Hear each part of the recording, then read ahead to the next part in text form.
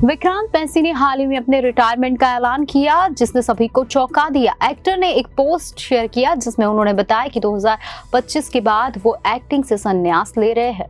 विक्रांत मैसी इन दिनों दो वजहों से चर्चा में है। पहली तो उनकी फिल्म द साबरमती रिपोर्ट, जिसे हर तरह से तारीफें ही मिल रही है, और हाल ही में प्रधानमंत्री नरेंद्र मोदी ने भी ये फिल्म देखी और इसकी जमकर तारीफ की। विक्रांत मैसी के चर्चा में होने की दूसरी वजह है उनका लेटेस्ट इंस्टाग्राम पोस्ट, जिनमें उन्होंने एक्टिंग से संन्यास का ऐलान किया। विक्रांत मैसी ने हाल ही में फैंस को ये खबर देकर चौंका दिया कि 2025 के बाद वो फिल्में छोड़ रहे हैं। इस ऐलान के कुछ घंटों बाद विक्रांत संसद परिसर में बाल योगी सभागार में द साबरमती रिपोर्ट की स्क्रीनिंग में शामिल हुए। यहाँ विक्रांत मैसी, राशि खन्ना और फिल्म के अन्य सदस्यों ने प्रधानमंत्री नरेंद्र मोदी के साथ द साबरमती रिपोर्ट देखी। फिल्म देखने के बाद पत्रकारों से बात करते हुए विक्रांत मैसी ने कहा, व्यक्तिगत रूप से देश के प्रधानमंत्री के साथ द साबरमती रिपोर्ट देखना मेरे लिए करियर का हाई पॉइंट है। इस बीच विक्रांत मैसी से उनके एक्टिंग से रिटायरमेंट के ऐलान पर भी सवाल किए गए, जिस पर अभिनेता बचते दिखाई दिए।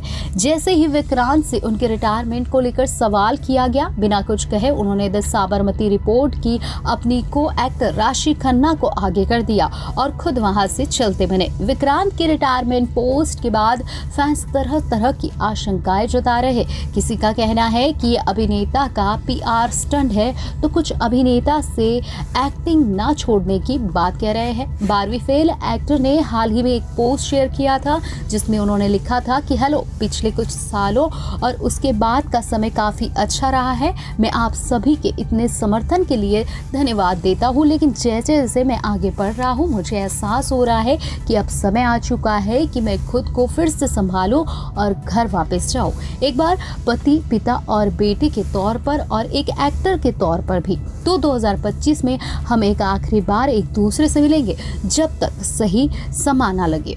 पिछले 2 फिल्में और कई सालों की यादें, आप सभी का फिर से शुक्रिया, और हर चीज़ के लिए और जो कुछ बीच में हुआ उसके लिए भी मैं हमेशा आपका ऋणी रहूंगा।